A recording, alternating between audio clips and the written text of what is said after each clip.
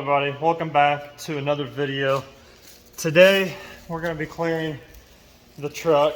Out of breath a little bit. Had to move this out of the way. That way I at least can still get one car in here. I'm going to try to work on the neon while the clear is drying for this. I've got the customer coming today as well, probably in an hour or two, to drop off the cowl panel that's been shaved so I can do the body work and paint it and get the graphics on it as well. And then we're doing some other things to it too. He's gonna have custom pieces made to where this is gonna get blocked off. So the mirrors are gonna get blocked off. They're gonna get capped, so I'll have those to paint. And then I'll have the bumper. The bumper's not here, both of the pieces he took. He's got somebody else custom making caps to fill in where the fog light goes. I think they're the turn signals. They're not the fog lights. They're the turn signals. They're rectangular. They're kind of like a oval shaped, kind of rectangular shapes. So he's getting the bumper stripped, the chrome's coming off of it, and then he's having somebody, like I said, welding caps and then deleting all that stuff. So it's going to be one full shaved smooth bumper, and then obviously the plastic bump, the second plastic topper that goes on top of the original bumper. So it's technically a two-piece bumper, but we're shaving most of it, so everything's getting fully shaved. But right now, I'm going to work on getting this thing cleared. We're going to be putting on 4 total coats of clear. So how I'm going to do this is I'm going to put 2 coats over just the artwork to get that buried as deep as possible. The rest of the truck has been cleared, 5 times after wet sand and buffing, so it's already got enough clear on it. So I'm just going to put 2 coats of clear on the rest of the truck. That way we're not just wasting clear. I want to get the artwork buried. That's the point of this first coat, is to get everything buried as much as possible, and then filling in the rest of the truck with the 2 coats that are left over. Usually I do this, I'll do like, if I'm saying I'm doing 4 coats, I usually do 3 on the artwork and then 1 full coat on the full truck to get everything locked in, because we are going to be sanding it back down again. So I don't want to, it is pretty much clearing. You're still wasting a lot of clear because the main of the truck is artwork, so you got to clear most of it. But saving like the topper in the back of the truck and all that, all the extra stuff, the things that have already been cleared, like right on the fender, I'm just going to be focusing on this part right here where the artwork is, getting that buried, and then the rest of it's going to get that additional 2. So that's the plan. I've got to finish plasticking. I'm going to put paper down here to cover all that, because all that's where most of the dirt is. I got to finish cleaning the floors, and then I got to finish cleaning the panels. So it'll get wiped down one more time, tack rag, and then shot with clear right after. So I got the heater blasting. I'm going to get this metal, pretty much it's already, I would say probably 65 degrees metal temp. It's pretty warm right now.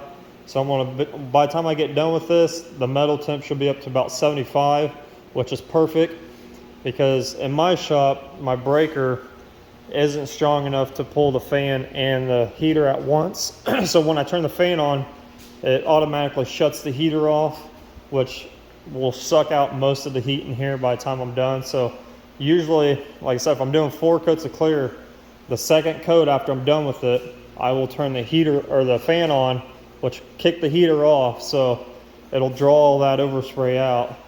I might kick it on the first round of clear, depending on how heavy I spray it.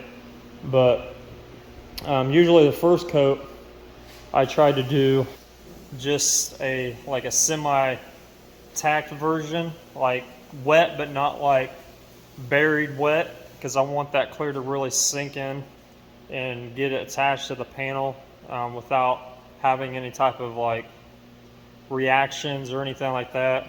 or it creeping or, you know, color bleed through or anything like that. So like a very first tacked coat will prevent all that. So if you got something that has a lot of artwork in it, a lot of guys will just use SG100, which is like an intercoat clear through House of Color. I think it's SG100. I haven't used it for a while, but intercoat clear. They'll put like 1 or 2 coats over it, and then they'll clear it after that. So, but I don't have any intercoat.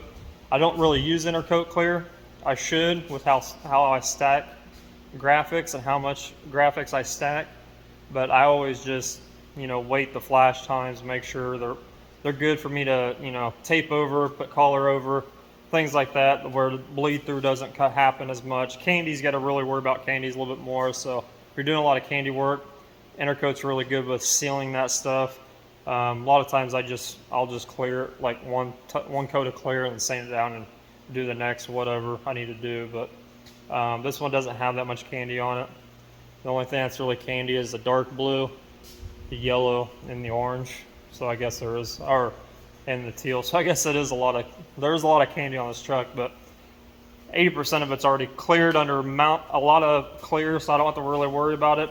All I've got to worry about is the red or the pink, the yellow, and that's it. And all the pin strapping I had to do. So that's the only things I have to really worry about. So I want to get to it.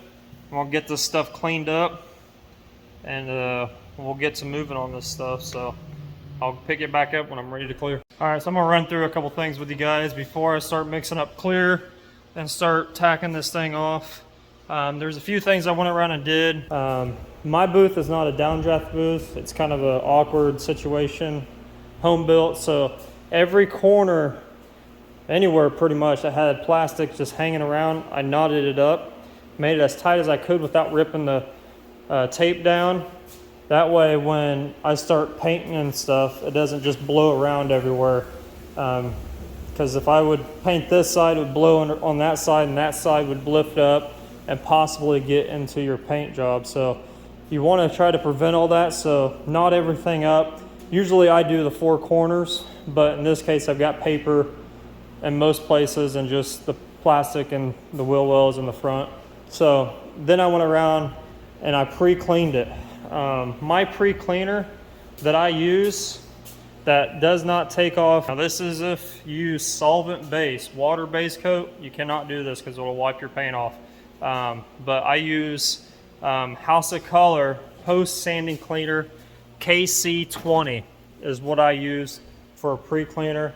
It's like a waterborne cleaner. It lets you, it's great because if you're doing like airbrush work, artwork, it kind of gives that representation of it being cleared. You spray it on, it stays wet for a while. It's not like wax and grease where it burns off and it, you know, disappears immediately. But you cannot use, if you got paint on here, you cannot use wax and grease remover to clean it. Waterborne cleaner is really good. KC20 is what I recommend from House of Color post sanding cleaner. It's the best stuff. It lets you, like I said, it stays wet so you can do a large area at once without it fading away. And you can get everything really, really clean that way. So I did all that, and then I went around, finished my paperwork down here. That way, because I'm gonna be painting as close in here as I can. So I did all that, and then I went around and I took a gray Scotch-Brite and I just slightly scuffed the areas that I had base coat. Because you gotta remember, I put this base coat back on in November. So it's been more than 30 days. And usually rule of thumb is, if it's been longer than 30 days, usually people don't like to stretch it that long, but 30 days is like the max you can leave base coat without putting a top coat over it. So if you're wanting something over it, you don't have to scuff it. Put like an intercoat clear, 1 coat of clear, 2 coats of clear over it, let it dry, sand it down, then you're ready for your artwork. But I did not do that. I just put base on it. So it's been sitting on here for a while. So I took a gray Scotch pad, very lightly, because I didn't want to take off everything and have to put more blue on there. So I very lightly just went around and scuffed it all. And what that, it kind of opens the pores back up and it lets something stick to it. Because after so long, 30 days is usually the max I like to go. And you know, your tech rep will tell you, depending on what paint you're using, how long you can actually go until you that substrate is no longer a bond for the top coat. So I always take a gray Scotch-Brite. A lot of colors you can't do that depending on how bad the metallic is. If it's a really high metallic color, you can't do it. It'll mess it up. You'll see it when you clear it. This blue, I did it before when I painted it the first time, and it didn't, you know, you couldn't see anything. So as long as you go really lightly, he'll be all right. Or if you got some AP around, which is adhesion promoter, a lot of people like to use Bulldog. Whatever your paint company you're using supplies you and says will work with that paint, use it. You can lightly dust a coat of adhesion promoter on it. Most, you can use a spray can, or you can get it in, you know, quarts or gallons or whatever you want to use, and spray it through a gun. But it just takes a really light coat.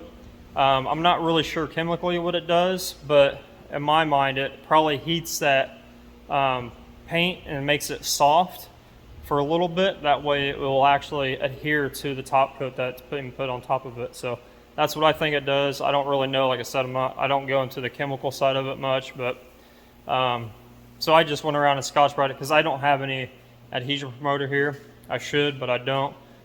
So yeah, but other than that, it is ready to be. Oh yeah, one more thing. I actually went around and swept the entire floor. So I swept all the perimeters around where it's going to be in. Now, obviously, it's not going to get every single thing, but it looks dirty, but trust me, it's a lot cleaner than what it was.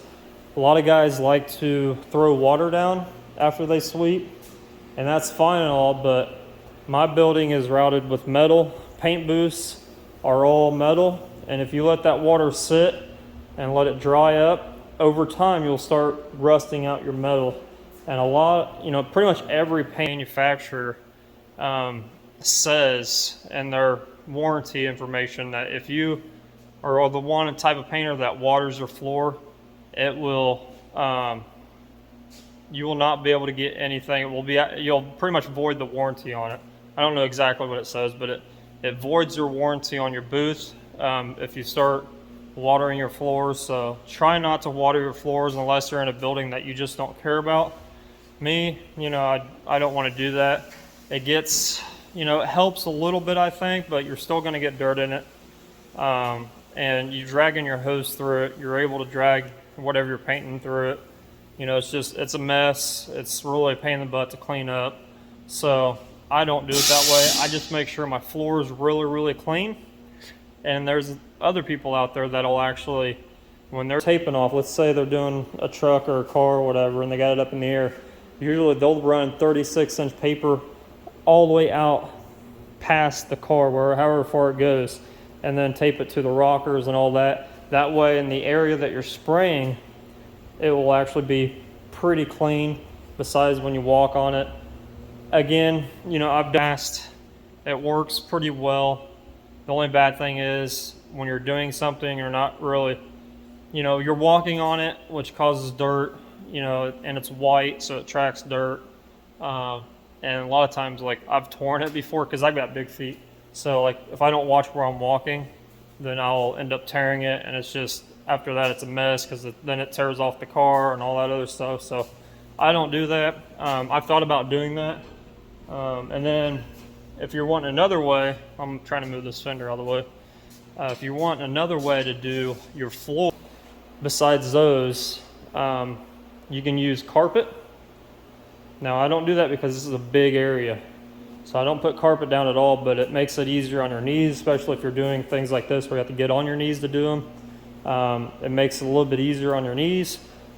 And then anything dirt-wise that gets trapped or thrown in the air and comes back on it, it gets trapped in those fibers in the carpet. So it keeps everything down, dust to the minimal, and then all you got to do afterwards is sweep it. Works really, really well. Or you can do like the pig mat thing. It is very expensive, so I don't do it because my area of spraying is, once again, very, very big. It would probably cost me upwards of over $1,000 probably just to cover this entire area, and I just don't want to do that. So I try to keep my floors pretty clean, even though they don't look clean. This concrete has been in this building for however long since they built it. Because when we bought the house, the concrete in the barn was already up. It's just, it wasn't finished on the inside, so it's dirty from over the years, and especially with me painting in here, it's just going to get built up of paint. And you know, that's what happens to paint booth floors when you start painting painting. It sticks to them. It starts to turn that color, whatever you're painting.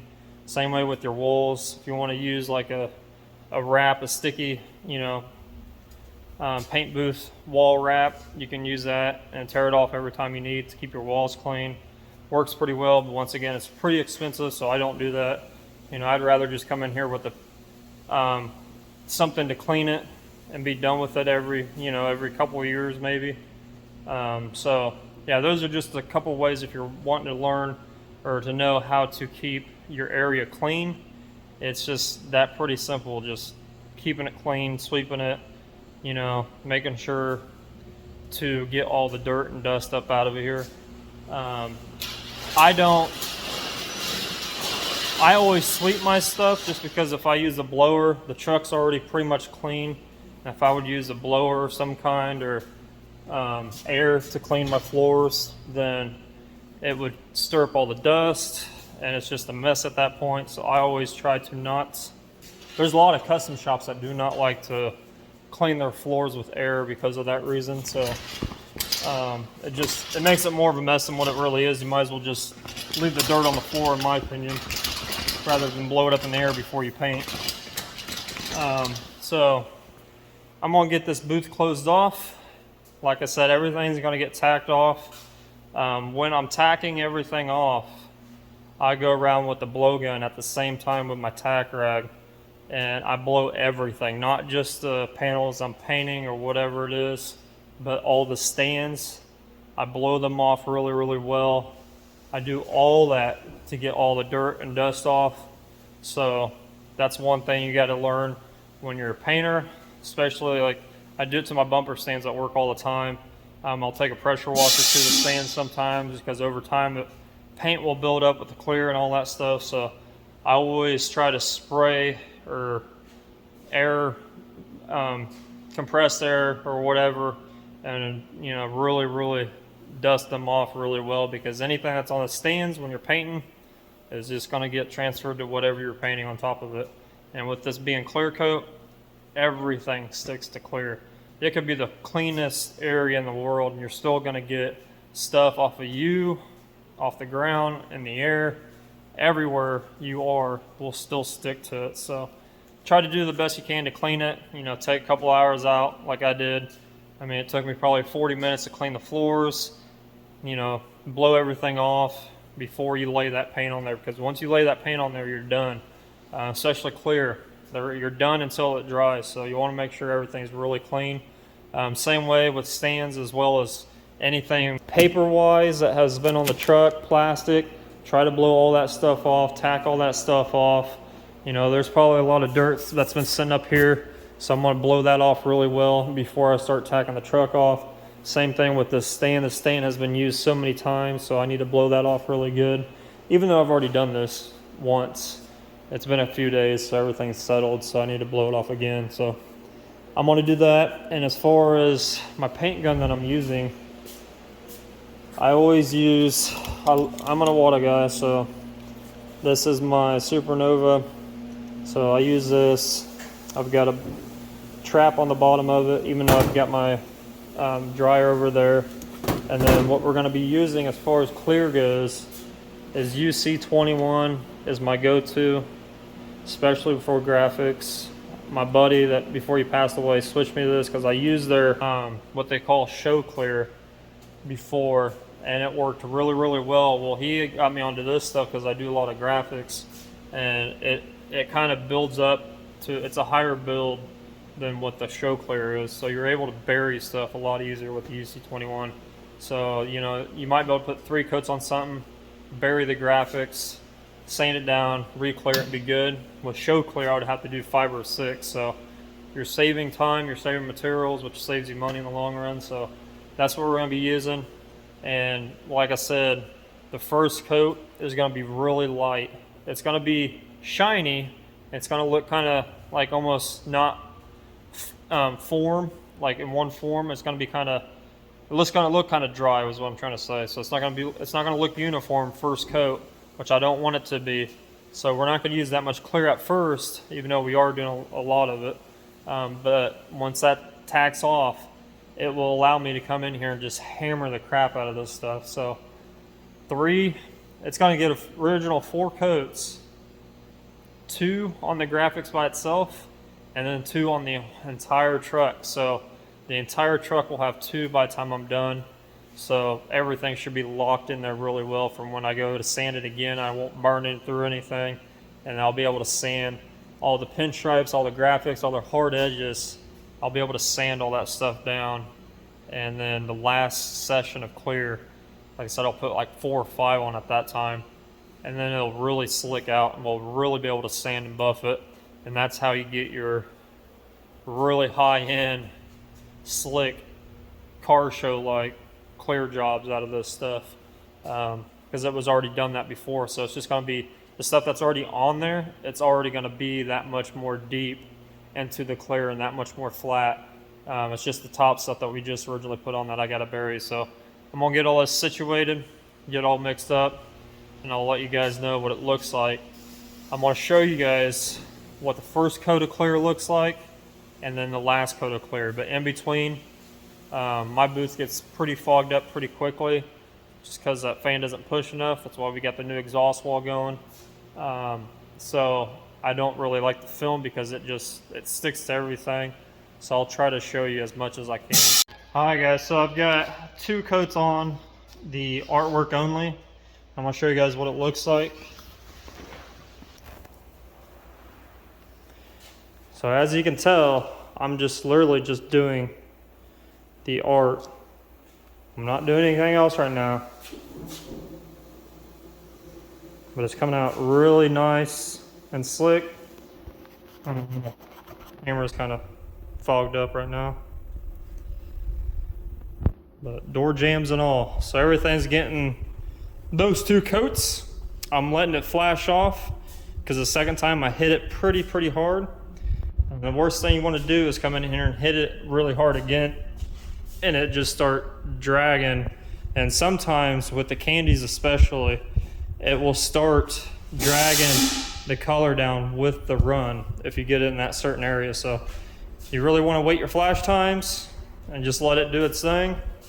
But yeah, I'd show you guys what it looks like, because some of you might not understand that, you know, a tack coat is a tack coat and a wet on wet is a medium wet coat. And you don't really want to hammer this stuff on from the get-go because it'll start doing weird stuff. You know, you've already got layers of paint on there that you're trying to bury, so you don't need anything else in there that's going to cause you have to fix something or go back and add color somewhere. You want to try to get it to where it's going to be smooth. You're going to get dirt.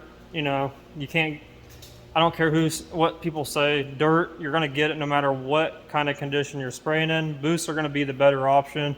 If you're in a really clean booth, you're going to get minimal dirt. Flash times are going to be better. It's just going to lay out better, in my opinion. I've seen some home garages, paint jobs come out really clean just by luck, but you're going to get dirt no matter where you're at, so don't freak out. It's not the end of the world. This round of clear is just a round of clear to bury everything. It's not a finishing anything right now. That's where the second session of clear comes in. So don't worry about on your first round of clear. No matter how many coats you're putting on, try not to go above 5 at a time. I've done 6 on my own car, and it's just, you're waiting so long on flash times, and then you got to worry about it, something weird happening. So I usually, if you're using a high solids clear, 5 is probably the maximum you want to go on. 3 is what a lot of people can get away with, depending on what kind of artwork you're burying. But just keep in mind, don't do 5 million coats. Don't do 10 coats at once and expect it to last long. It's going to start cracking and stuff on you. So, you know, when I say I've got 15 coats of clear on my SRT, it's got 15, I sprayed 15 coats on it, but every round I put 3 rounds of clear on it. Every round I did 5, sand it as flat as I can get it. So you're putting it on just to sand it off at this point. and you're trying to just bury everything, like I said. So, you know, I 15 coats on that car, five at each session. You know, when you get up into those 4 or 5 coats, you got to wait longer for your flash times because you got to let all that stuff gas out. If you don't, it's going to possibly fisheye on you. It's going to possibly solvent pop on you. You know, it just all depends how you spray, how heavy you are, but you be your own, you know, you determine that on your own.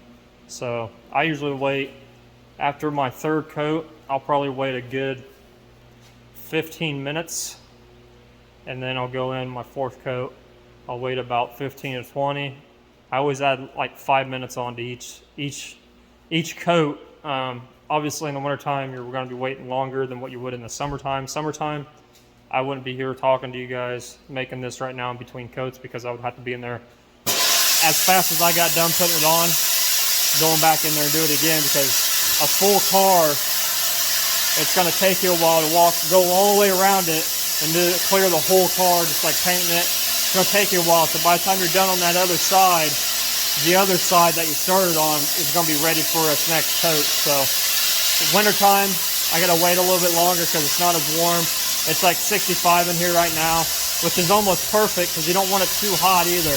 You know, at work I usually try to do around 70, 75, and I get things in there pretty quick. But yeah, just wait your flash times. Don't pound it on really hard first couple of coats. Just let it do its thing, it'll be good to go. Alright, so I just got done putting the 4th coat on it. Pretty much let everything exhaust out as far as all the overspray and everything. So I'm going to show you guys what it looks like. So it's still really wet. So you try to be really careful not to stir up a lot of dust. Till it's super slick. Now, will this fully bury all the artwork? You know, some areas it might, some areas it might not. It depends how far down you want to sand it and trust it. That's kind of what that last 4 coats of clear is for, is to keep on burying what's already here. So it's got some dirt in it, so we're gonna fix all that. But it's still super slick, which is what I try to go for. There are some areas where it looks like maybe it had fisheye for some reason. So the best to fix fish eyes, obviously you really can't do anything right now. Like there's one, that's dirt. Most of this is dirt, but there were a couple on the flat surfaces, like the hood. It had like 1 or 2, maybe 3 fish eyes. Always the flat surfaces get the most dirt. I don't know why in here, but I guess the way I clear, everything falls on the flat surfaces. But yeah, that's it. But in other words, like up here, there's just a shit ton of dirt. But that'll get all sand. I'm not really worried about it. But as far as fish eyes, if you get fish eyes, there's really nothing you can do after you spray it. Some guys like to let it really tack off, almost like it's almost finished, and then come in there with some clear and just kind of dust it on those areas that have a lot of fish eyes or whatever. And then once that tacks off, once your really tacky coat tacks off, you can go in there and hit it, and it's supposed to seal the barrier between the two and you know, kind of fill them in. But I don't do that. I just let it fully dry. And then when I'm going to sand it back down, I will take a little bit of clear. I'll mix up a little bit of clear, the same clear, and I'll get like a Q-tip, the end of it, or like something that's really clean. Or I've seen guys do cigarette butts, but the filters are really dirty in them. But I'll get like a paintbrush or end of a paintbrush that's really clean, and I'll get some of that clear. And once that's all the way sanded flat to where I'm ready to like buff it or something like that, I'll just dab it with a little bit of clear and fill in those little dimples that are fish eyes.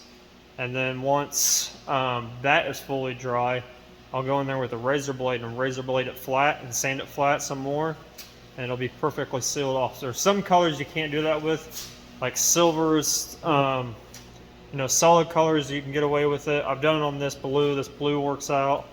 but there are some colors you won't be able to do that with. So you'll be able to get it flat, but you'll still see that little dip in it. So depending on what color it is, depends if it'll do it or not. But that's what I'll do, and get it flat, razor blade it flat, sand it flat, and then when I'm ready for that next coat of clear, it'll be smooth. By that time, fisheye should be gone. Or if you're finishing up something in your last coat of clear, it does do something weird, solvent pop or whatever, you can, before you buff it, you can fill them in, let them dry, fully cure, then come back in there, razor blade them flat, and sand it and buff it and get away with it. But like I said, some colors aren't really that great to do it with. It depends how much you have, so it just all depends. But yeah, that's pretty much it for this video. It's kind of short. I don't know what else I can show you guys in this video as far as the paint. I turned the air back on to blow some hot air in here. That way it can get this thing nice and warm again. Get it all,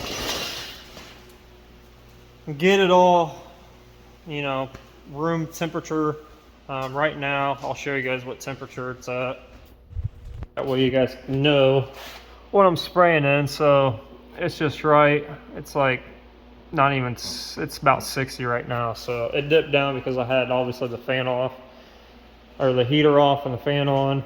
So it got a little chilly in here, but as long as you do your tack coats, your flash times, you'll be fine. But like I said, if you're doing a big project like this, by the time you get done with your first round, end it with your second, or end it with your first round, the other side is ready for you, ready to clear. So I can kind of show you guys that in another video, how to tackle painting something like this. That way it's wet on wet, and you don't have to worry about striping the clear or the paint or anything like that. If you guys are interested in seeing that, let me know, and I'll kind of do like a tutorial. I can do it on this actually, of how to go about clearing it without getting any solid lines, because this one with the bed still on it, it's kind of tricky to do it. But with it not being so warm, it kind of played out in my favor, because it's still, I can go around the whole truck and still be able to melt that clear on from where I ended on the other side.